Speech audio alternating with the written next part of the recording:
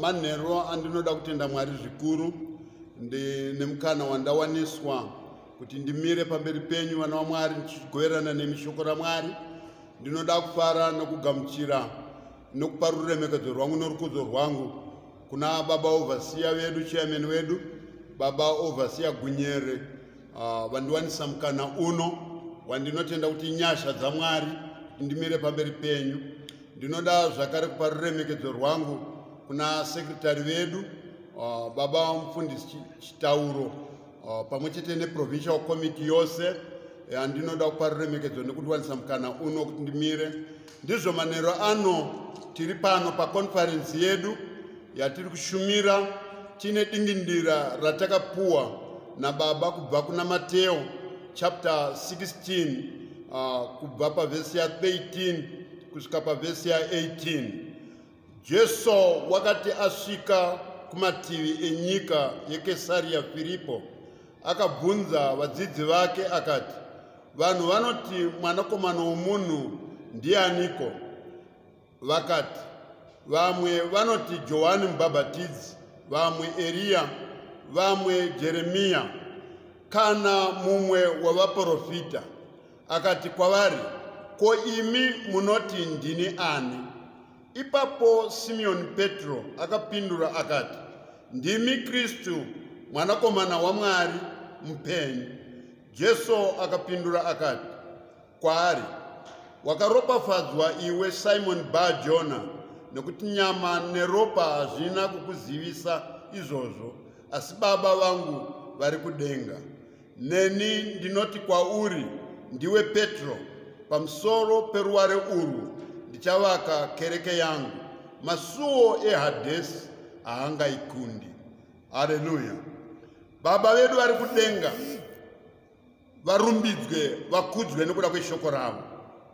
Nekuda kwemazwi aya ndakaona zvakanaka kuti ndimire ndiri pavhesi 18 panonzi naJesu, neni ndinoti kwauri, ndiwe Petro, pamusoro peruware urwu ndichavaka kereke yangu, masuo eHadesi haangaikundi.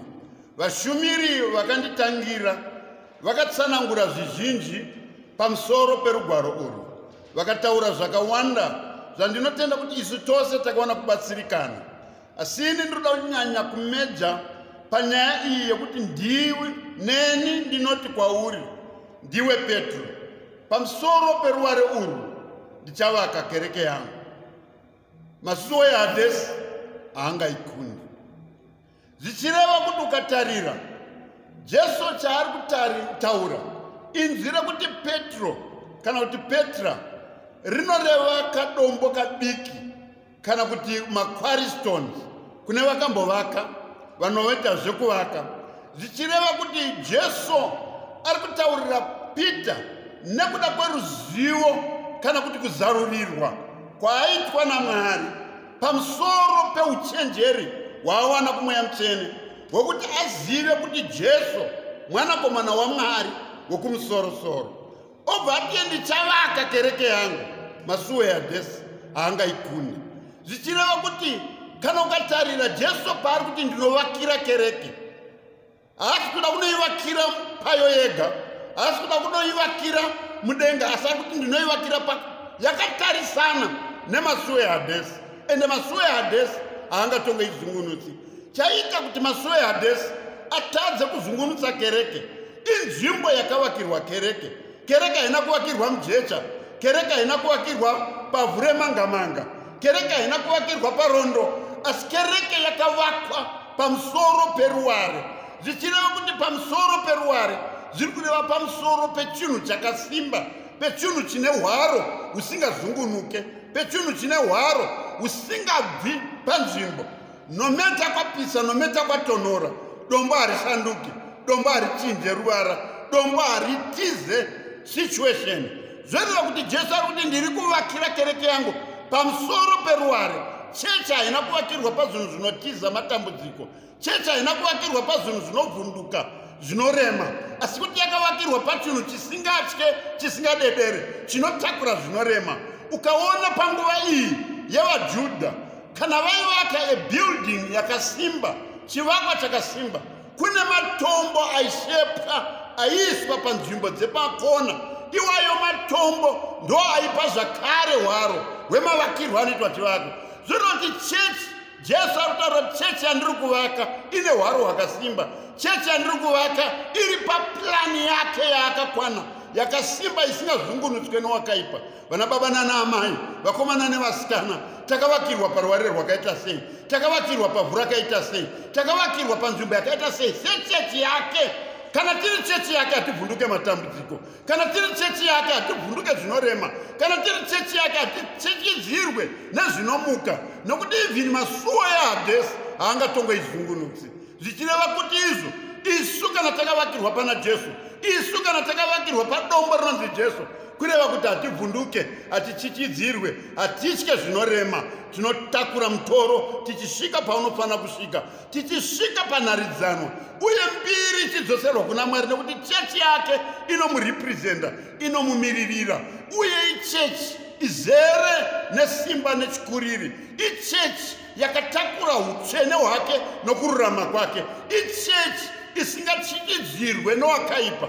Ndizvo vana baba nana amai, vakomana nevasikana, ngatinzwisisei chinhu ichi, kuti titarise kuti tinyatsoona kuti ndakavakirwa pai, uye ndiri dombo here, ndiri kapetra here, kakwari kanoita kuti chivakwa chisimbe, foundation isimbe, ibatane nedombo guru, tisavakwa dombo rerudzuru, kureva kuti idombo rinogona kubva padombo guru richinoita dombo diki. Haleluya! Zvoita kuti isu takabva tiri muna Kristu Jesu. Kana tiri muna Kristu Jesu, takwana nezvinhu zvose, takwana even kumira takatarisana nehondo dzowakaipa, takatarisana nemasuo eHadesi, haangatongotikundi. Kureva kuti Jesu akabata basa guru muupenyu hwedu. Jesu akatiitira zvinhu zvikuru zvatinofanira kunzwisisa kuti kunyange mweya yetsvina haigoni kutivhundutsira, kunyange mweya yerudzi haigoni kutichichidzira, nekuti tiri padombo risingazungunuke, tiri padombo rakabvisa zvose zvinorema.